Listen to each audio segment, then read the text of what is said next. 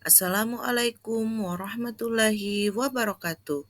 Berjumpa kembali bersama saya Yulianti SPD, calon guru penggerak angkatan 11 dari SMP Negeri 1 Teweh Baru, Kabupaten Barito Utara, Provinsi Kalimantan Tengah. Salam dan bahagia Bapak dan Ibu guru hebat Indonesia.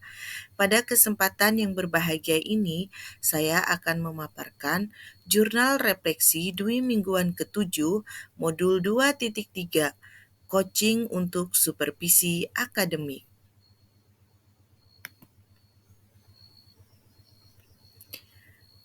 Dalam melakukan refleksi, saya menerapkan refleksi 4P. Yang pertama, peristiwa. Yang kedua, perasaan. Yang ketiga, pembelajaran. Yang keempat, penerapan. Yang pertama, peristiwa. Pada tanggal 18 September tahun 2024, kami mulai mempelajari modul 2.3 tentang coaching untuk supervisi akademik secara mandiri, yang diawali dengan alur mulai dari diri dengan menjawab pertanyaan pada LMS. Selanjutnya, pada tanggal 19 sampai 20 September, kami mempelajari materi pada alur eksplorasi konsep, dan pada tanggal 23 sampai 24 September, kami calon guru penggerak saling berdiskusi pada forum komunikasi.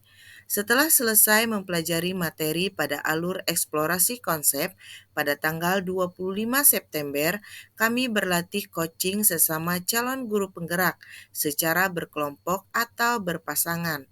Dan pada tanggal 26 September, kami melaksanakan praktek coaching pada ruang kolaborasi.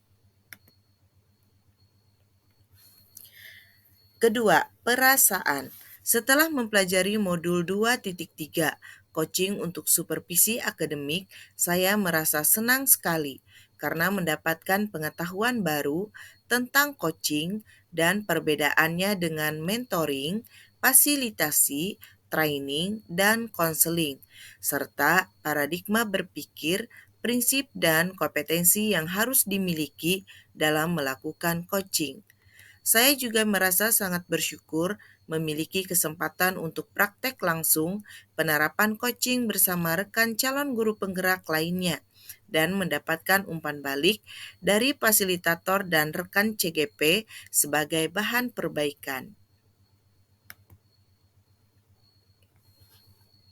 Ketiga, pembelajaran.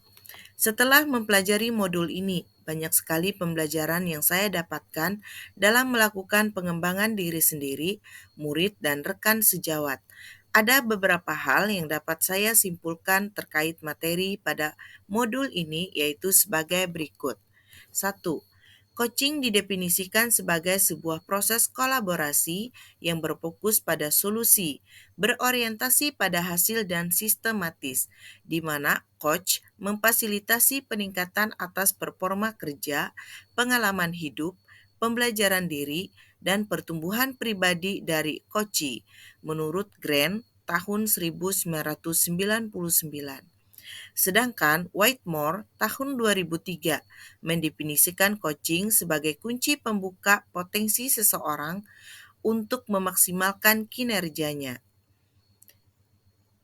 Adapun International Coach Federation atau ICF mendefinisikan coaching sebagai bentuk kemitraan bersama klien atau coachee untuk memaksimalkan potensi diri, pribadi, dan profesional yang dimilikinya melalui proses yang menstimulasi dan mengeksplorasi pemikiran dan proses kreatif.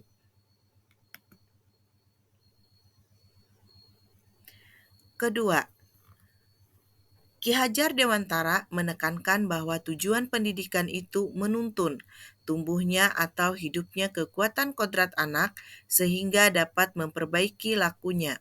Oleh sebab itu, keterampilan coaching perlu dimiliki para pendidik untuk menuntun segala kekuatan kodrat atau potensi agar mencapai keselamatan dan kebahagiaan sebagai manusia maupun anggota masyarakat. Dalam melakukan coaching, seorang pendidik harus memiliki paradigma berpikir Among.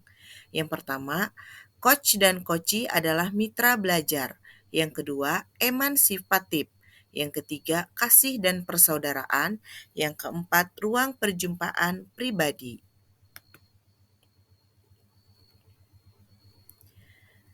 Kesimpulan keempat, dalam melakukan coaching, kita harus menerapkan paradigma berpikir coaching, yaitu 1. Fokus pada coachee atau rekan yang akan dikembangkan. 2. Bersikap terbuka dan ingin tahu. 3. Memiliki kesadaran diri yang kuat. 4. Mampu melihat peluang baru dan masa depan. 5. Prinsip coaching, yaitu 1. Kemitraan. 2. Proses kreatif. 3. Memaksimalkan potensi.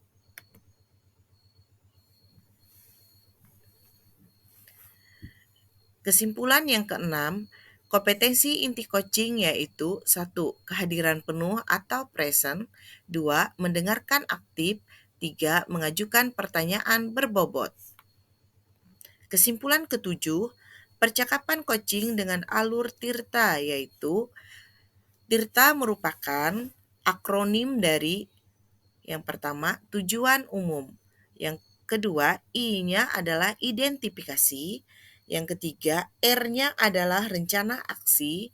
Dan yang keempat, TA-nya adalah tanggung jawab.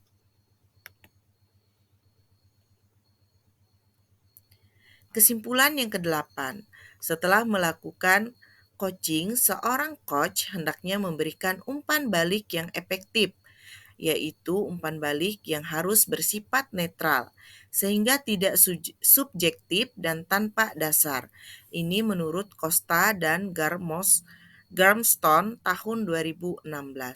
Umpan balik akan memiliki lebih besar kesempatan untuk diterima apabila berbasis data kuantitatif dari indikator pencapaian yang sebelumnya sudah disepakati. Kesimpulan kesembilan, seorang supervisor harus memahami makna dari tujuan pelaksanaan supervisi akademik di sekolah. Ini menurut Sir Giovanni dalam Depdiknas tahun 2007. Yang pertama, pertumbuhan. Setiap individu melihat supervisi sebagai bagian dari daur belajar bagi pengembangan performa sebagai seorang guru. Yang kedua, perkembangan. Supervisi mendorong individu dalam mengidentifikasi dan merencanakan area pengembangan diri. Yang ketiga, pengawasan. Sarana dalam monitoring pencapaian tujuan pembelajaran. Sebagai seorang kepala sekolah, dalam melakukan supervisi akademik, hendaknya melalui 3 tahapan. Yang pertama, coaching pra-observasi. Yang kedua, coaching selama observasi. Dan yang ketiga, coaching pasca observasi.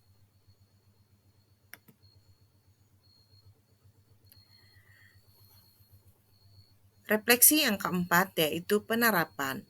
Setelah mempelajari modul ini, saya telah mempraktekkan coaching sebagai percakapan pemecahan masalah bersama rekan CGP dengan menerapkan alur Tirta.